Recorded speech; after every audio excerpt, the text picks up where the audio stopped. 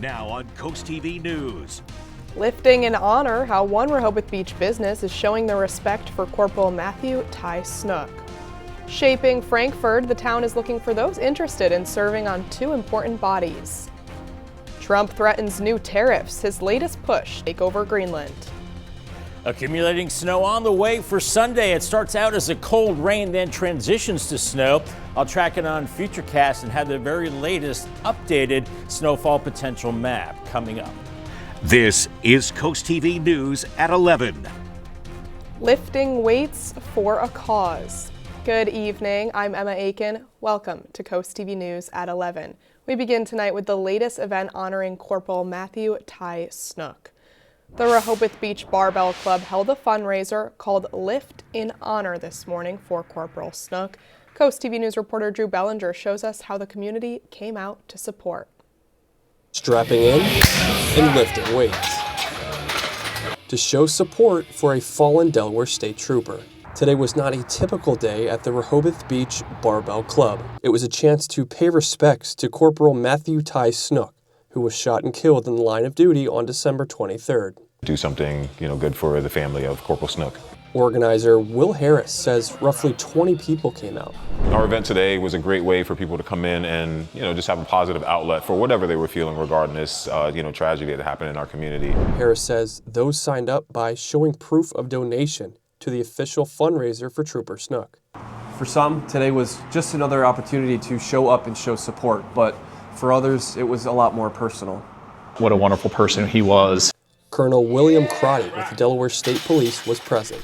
That void, we're going to have the responsibility of filling that and making sure that we live his values as we move forward. Crotty says seeing the fitness and wrestling community come together means a lot. Jax Norris came from Newcastle to show support. I wish I got to lift with him. It would have been cool getting to lift with him. Showing up to bench press and deadlift, both weights and people, all for a great cause. In Rehoboth Beach, Drew Bellinger, CoastTV News.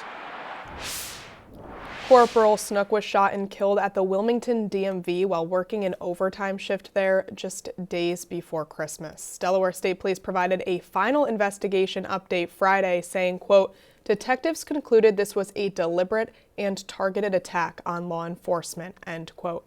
Snook leaves behind a wife and a 1-year-old daughter.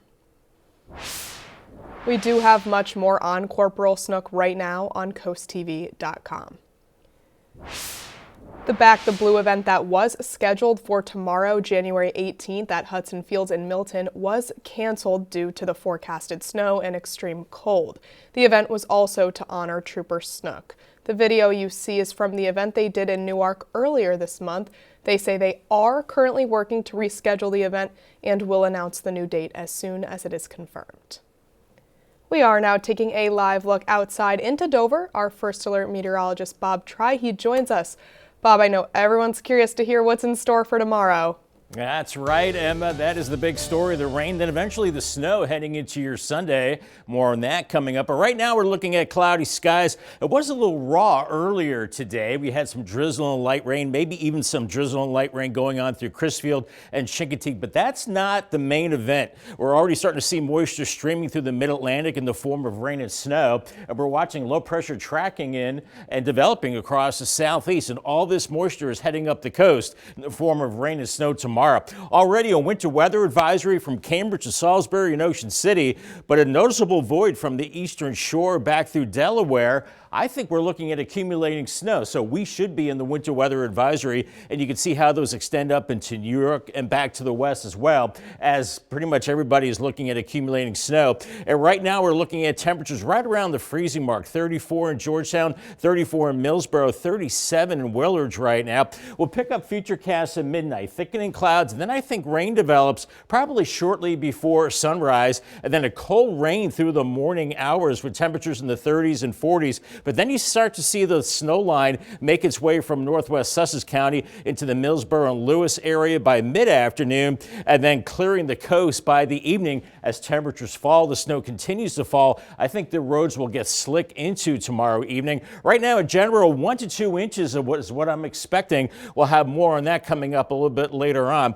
But once again, that cold rain mixing with and changing to snow into the afternoon. More on this snowy system, followed by the bitterly cold air. Much more in your forecast coming up in just a little bit.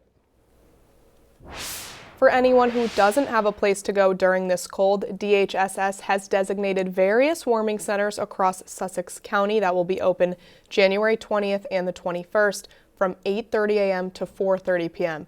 It is important to note that these centers won't be open this weekend or on Monday due to Martin Luther King Day. Code Purple at the Cape and the Community Resource Center in Rehoboth Beach will be open and operating at normal schedule. Switching gears, the town of Greenwood has announced its newly elected council members. They are Randy Wiley, Daniel Nelson, and Donald Donovan. There was a tie, and Mike Moran conceded to Donald Donovan. According to the town, there were 158 total voters today. The town of Frankfort is looking for residents to help shape its future. According to the town, openings are available on the Board of Adjustment and the Planning and Zoning Commission. These groups guide development, zoning, and growth across the town. No experience is required, just a commitment to the community. If you're interested, you should call the Frankfort Town Hall. Delaware's sports community will come together tomorrow to honor the life and legacy of legendary local coach Randy Johnson. Johnson spent 66 years coaching athletes across the state, shaping not only championship teams, but countless lives. He recently led Caraville Academy's softball program to a 5th straight state title, capping a remarkable career. A memorial service will be held tomorrow at 2 p.m. in the Caraville Gym. The Sussex County Technical Rescue Team did a specialized training exercise today at Dogfish Head in Milton. You can see it here. Crews practiced a confined space rescue scenario, simulating a child falling into a mash bin during a tour. The drill involved live dispatch, incident command setup, and coordination with multiple agencies. Officials say the training helps improve response readiness skills and strengthen partnerships across the region. The Indian River Volunteer Fire Company is undergoing a multi-million-dollar upgrades to its second fire station in Long Neck. Fire company officials say the nearly $3.5 million expansion was funded by company reserves and a construction mortgage. The expansion includes bringing more space for trucks, new radio rooms, and lounge spaces. This comes after receiving their highest call volume ever in 2025 with 607 calls. Not having the resources or the equipment in order to serve a community is a great stress and strain on the fire service, on the personnel. Officials say construction is expected to be completed by the first quarter of this year. And the Indian River Volunteer Fire Company is not the only one seeking expansion. Earlier this week, the Milford Town Council voted to approve the site plans for Carlisle Fire Company's substation. The future station will be on Cedar Beach Road. Fire officials say it will help them improve response times. They tell us they've already made some changes to the building, like adding heating and lockers. President Trump is ramping up his push to acquire Greenland. The president is threatening new tariffs today on 8 countries in Europe, all of them NATO allies, including the UK, France, and Denmark, which controls Greenland. President Trump says the U.S. needs Greenland for our national security. NBC's Melanie Zanona has the latest. Tonight, a dramatic escalation in President Trump's push to acquire Greenland that could affect the cost of living here in the U.S. The president announcing plans to use tariffs to punish some of our NATO allies, saying in a Truth Social post that starting February 1st, he'll impose a 10% tariff on all goods from Denmark and 7 other countries until Greenland is sold to the United States. The tariff will then increase to 25% on June 1st if no deal is reached. Trump teasing the idea on Friday. May put a tariff on countries if they don't go along with Greenland because we need Greenland for national security, so I may do that. The president's move could hurt our allies abroad, and make the cost of living even tougher for Americans, at a time when the president is already struggling on the issue of affordability. Foreign leaders are firing back at this threat, with the European Union saying tariffs would risk a dangerous downward spiral. The Danish foreign minister called Trump's statement a surprise, noting just days ago they had a constructive meeting with administration officials to discuss increasing the U.S. military presence in Greenland. At a massive protest in Denmark's capital today, people said they're worried about the island's future. Our Ryan Nobles was there. You can see behind me in this crowd, people wearing red hats, very similar to Donald Trump's Make America Great Again hats, but they have a very different message. Some say in English, Make America Go Away. Others are in Greenland's native language with, if you translate it into English, a message saying enough is enough. Trump's tariff announcement comes as a bipartisan congressional delegation has been in Copenhagen to try to reassure our allies. Greenland needs to be viewed as our ally, not as an asset. And I think that's what you're hearing with this delegation.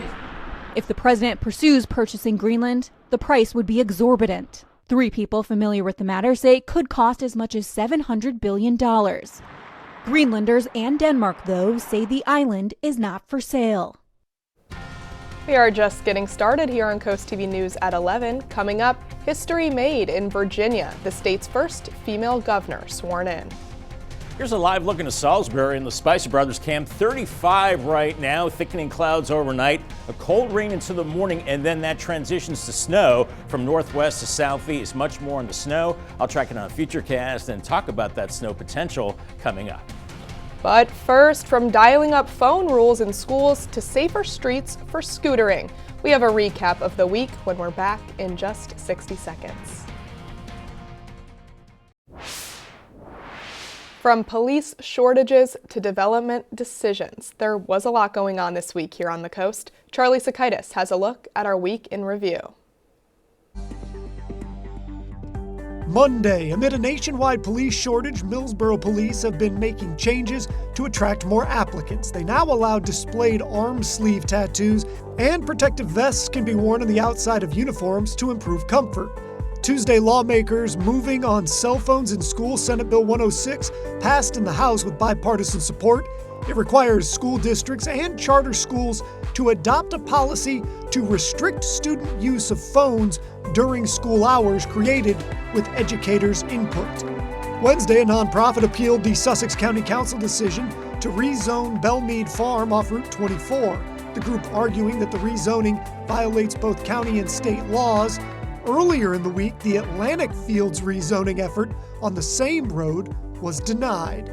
Thursday, Ocean City working to make its streets safer after an uptick in electric scooter crashes last year, working with Ocean City Council police to educate J1 students who use scooters on roadway rules and new sidewalk regulations, as well as the implementation of green painted lanes.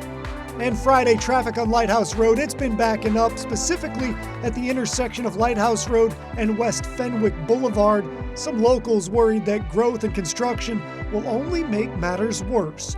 For your Week in Review, I'm Charlie Sakaitis. The cost of cold, the price of power bills across Delmarva as temperatures drop.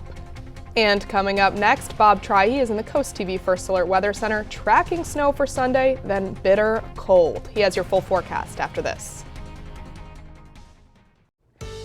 Yet another round of accumulating snow heading for Delmarva. Now, we've been down this road before already this season. We've had a couple of rounds of about 1 to 2 inch snowfalls, and this one looks very similar. Now, here's our Sunday scenario. Sunday morning, a cold rain breaks out, and I think we could be seeing some snow far to the northwest and then moving southeast through the morning with temperatures in the mid to upper 30s. So just a cold rain. Then by the afternoon, the rain changes to snow. It's sticking to grass, metal, and wood objects. And then as that temperature gets near freezing into the evening hours around sunset, I think it'll start sticking on the roads too and get a little slushy. But ahead of the snow, it was mild today. 52 in Ocean City, 50 Salisbury, 48 in Georgetown. And right now it's much colder than that, into the mid 30s across much of the area, upper 30s, around 38 in Ocean Pines, 36 in Willage, 35 in Delmar.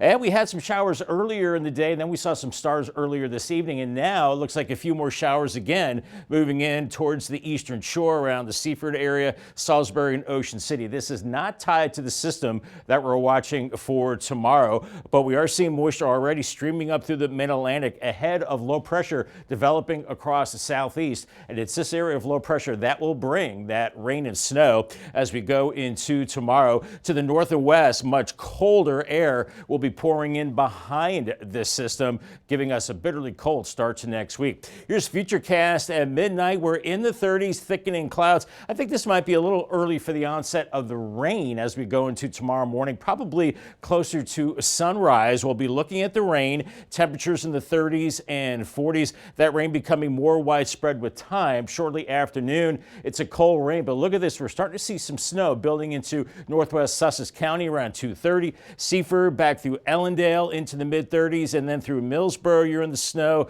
Lewis, too, around 3:30. And then it clears the coast. Everybody's in the snow, and some of that will be moderate at times around 5, 6, 7 o'clock. And as temperatures get close to freezing or below, those roads will get slick, too. Then the snow starts to move out by about 8 p.m. Winter weather advisory from Cambridge to Salisbury and Ocean City. Once again, we have this void from Delaware into the eastern shore. We should be in that winter weather advisory with accumulating snow.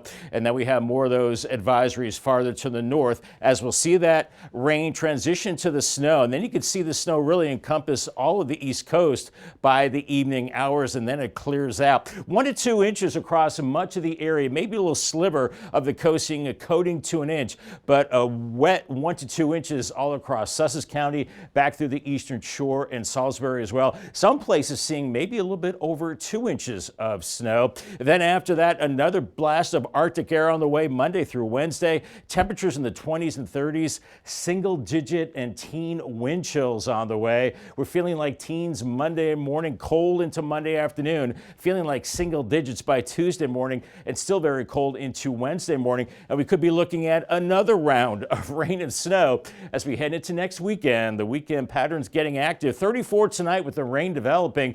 Then that rain changes to snow tomorrow, 38, about 1 to 2 inches of the white stuff with a yellow alert. So be careful out there. MLK Day Monday, 39. Mid-teens Tuesday and Wednesday morning. Tuesday is the coldest day of the year, 28. Warming up towards the end of the week, but there's that rain and snow chance by Saturday and 38 degrees. Well, all this cold weather has led to sticker shock for families opening their energy bills, and now customers could be seeing another rate hike. NBC 10's Tim Furlong has more. Matt knew his Delmarva power bill for mid-December to mid-January would be higher than other months. And last month, I must say, with the holiday, there was home a lot more cooking, doors open in and out in the house, so the heat was up. Yeah, there's an actual Facebook group called Delmarva Power Victims where customers have been sharing their very high bills and their frustrations, especially now that Delmarva has asked for another rate hike. We recognize that a lot of folks are frustrated with their power bills right now. Marcus Beal says Delmarva has programs to help low and moderate income families with their power costs, but he says the company needs to raise rates to keep up with aging infrastructure and expand service as it's needed. So we're responsible for delivering that reliable, safe power, maintaining the grid.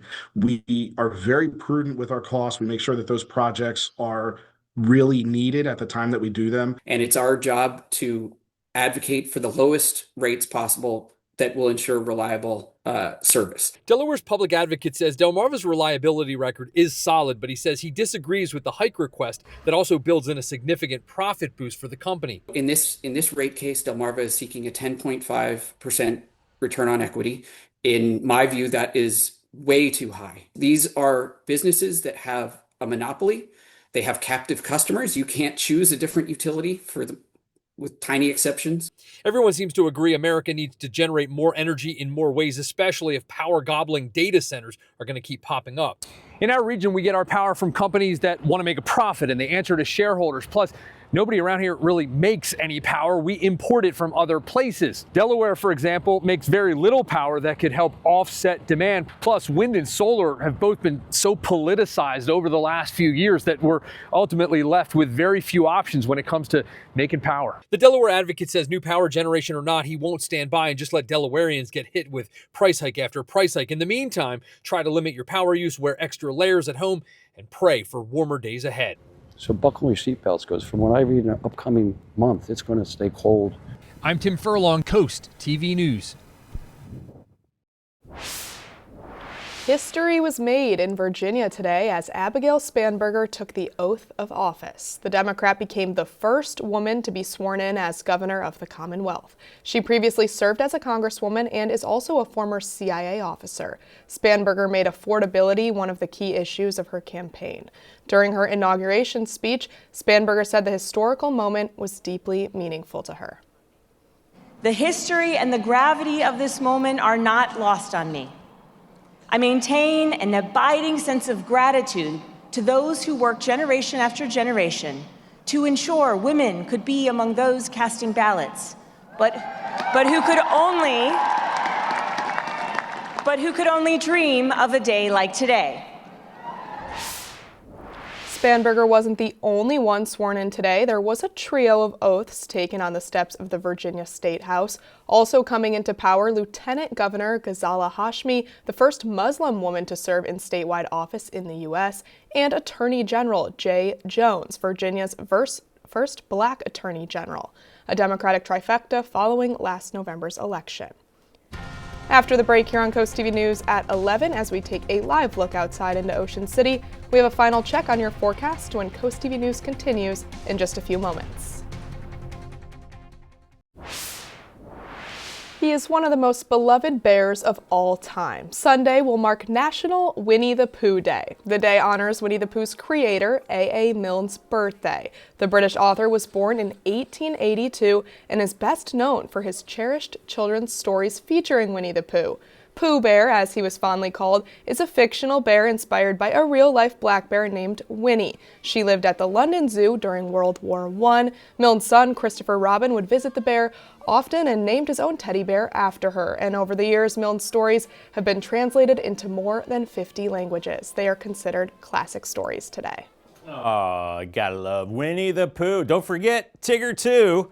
Getting his nose stuck in the honey jar. Anyway, we've got the cold rain transitioning to snow in the afternoon, and it will be accumulating. I'm thinking about 1 to 2 inches of heavy, wet snow, maybe a little more in some places, maybe a little less for some coastal locations. Call the Coast TV First Alert Weather Phone, sponsored by Brockstead, Mandalis, Federico. We do have a yellow alert on Sunday for that accumulating snow. Slick roads into the evening, then MLK Day, 39, mid-teens Tuesday and Wednesday morning. Only 28 Tuesday, the coldest day of the winter. A little warmer by the end of the week, and then could be active with more rain and snow next weekend into Monday, and then very cold. So really, no end in sight for winter, Emma. Bob, we will certainly keep an eye on things. Thank you. And thank you for joining us here for Coast TV News at 11. For more news and local weather, download our Coast TV News app. Saturday Night Live starts right now. Have a great night.